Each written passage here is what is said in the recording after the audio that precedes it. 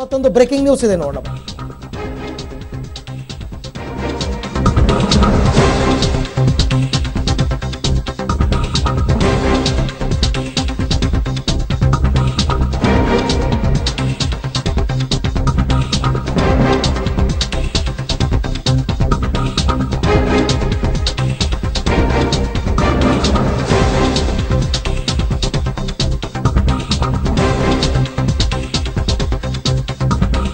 ಫೋಟೋವನ್ನು ನಾವು ನಿಮಗೆ ತೋರಿಸಿದ್ವಿ ಈಗಷ್ಟೇ.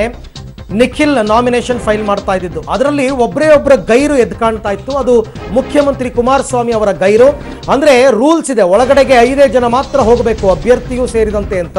ಅದರ ಪ್ರಕಾರ ಅವರ ತಾಯಿ ಅಂದ್ರೆ ನಿಖಿಲ್ ಅವರ ತಾಯಿ, ನಿಖಿಲ್ ಅವರ ದೊಡ್ಡಪ್ಪ, ಜಿಲ್ಲಾ ಉಸ್ತುವಾರಿ ಸಚಿವರಾದಂತಹ ಪುಟ್ಟರಾಜು ಮತ್ತು DK ಶಿವಕುಮಾರ್ 5 ಜನ ಮಾತ್ರ ಒಳಗಡೆ ಕಂಡು ಬಂದರು. ಆದರೆ ಸ್ವತಃ ತಂದೆಯೇ ಹೊರಗಡೆ ಕೂತಿದ್ರು. ಮೊನ್ನೆಯೂ ಕೂಡ ಪ್ರಜ್ವಲ್ ರೇವಣ್ಣ ನಾಮಿನೇಷನ್ ಫೈಲ್ ಮಾಡಬೇಕಾದ್ರೆ ದೇವೇಗೌಡರು ಹೊರಗಡೆ ಕೂತಿದ್ರು. ಎಸ್, ನೀವೀಗ ನೋಡ್ತಾ ಇದ್ದೀರಾ, ರೇವಣ್ಣ ಅವರು, ಪುಟ್ಟರಾಜು, ನಿಖಿಲ್, ಅನಿತಾ ಮತ್ತು DK ಶಿವಕುಮಾರ್ ಇವರು 5 ಜನರು ಸಾಥ್ ಕೊಟ್ಟಿದ್ರು ನಾಮಿನೇಷನ್ ಫೈಲ್ ಮಾಡೋದಕ್ಕೆ. ಸೊ ನಾಮಿನೇಷನ್ ಅನ್ನ ಜಿಲ್ಲಾಧಿಕಾರಿಗಳು ತೆಗೆದುಕೊಳ್ತಾ ಇರತಕ್ಕಂಥ ದೃಶ್ಯವನ್ನ ತಾವು ನೋಡ್ತಾ ಇದ್ದೀರಾ.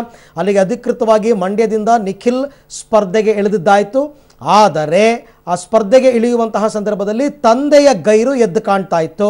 ಸೊ ಸಹಿ ಮಾಡಿ ಒಳಗಡೆಗೆ ಫಾರ್ಮ್ ಕೊಡ್ತಾ ಇರತಕ್ಕಂಥ ದೃಶ್ಯವನ್ನ ತಾವೀಗ ನೋಡ್ತಾ ಇದ್ದೀರಾ.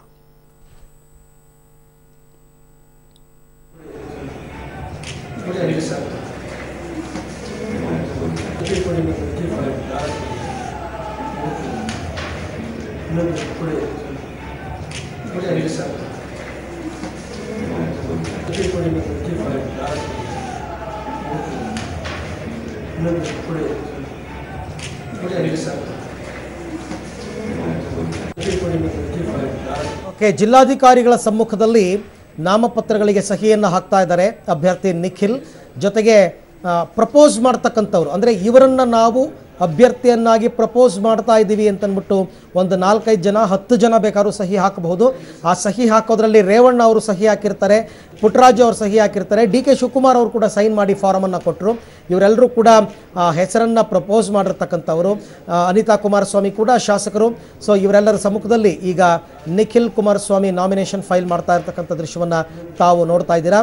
ದೇವಸ್ಥಾನದಲ್ಲಿ ದೇವರ ಮುಂದೆ ಒಂದು ಸೆಟ್ ಆಫ್ ಕಾಪಿಗೆ ಸೈನ್ ಮಾಡಿರ್ತಾರೆ. ಆ್ಯಕ್ಚುಲಿ 3 ಸೆಟ್ ಆಫ್ ಕಾಪಿ ಕೊಡಬೇಕಾಗುತ್ತೆ. ಅಂದರೆ ಒಂದು ಅರ್ಜಿಯ ಜೊತೆಗೆ ಲಗತ್ತಿಸಲಾಗದಂತಹ ದಾಖಲೆಗಳು, ಅಂದರೆ ಅವರ ಆಸ್ತಿ ವಿವರಗಳಿರ್ಬೋದು, ಇನ್ಕಮ್ ಟ್ಯಾಕ್ಸ್ ಆದಾಯ ತೆರಿಗೆ ಕಟ್ಟಿರ್ತಕ್ಕಂಥದ್ದಿರಬಹುದು, ಜಾತಿ ಪ್ರಮಾಣ ಪತ್ರ ಇದ್ದರೆ ಅದನ್ನು ಲಗತ್ತಿಸಬೇಕಾಗುತ್ತೆ. ಸೊ ಹೀಗೆ ಇವೆಲ್ಲವನ್ನು 3 ಸೆಟ್ಗಳಲ್ಲಿ ಲಗತ್ತಿಸ್ತಾರೆ. ಯಾಕೆ 3 ಸೆಟ್ ಅಂತಂದರೆ, ಒಂದು ಹೆಚ್ಚು ಕಡಿಮೆ ತಪ್ಪಿದ್ರು ಇನ್ನೊಂದು ಆಗಲಿ ಅಂತ. ಚುನಾವಣಾಧಿಕಾರಿಗಳು ಒಂದು ಸಣ್ಣ ಮಿಸ್ಟೇಕ್ ಇದ್ರೂ ಕೂಡ ಅದನ್ನು ಸಿಂಧುಗೊಳಿಸೋದಿಲ್ಲ. ಹಾಗಾಗಿ 3 ಸೆಟ್ಗಳಲ್ಲಿ ಕೊಟ್ಟಿರ್ತಾರೆ.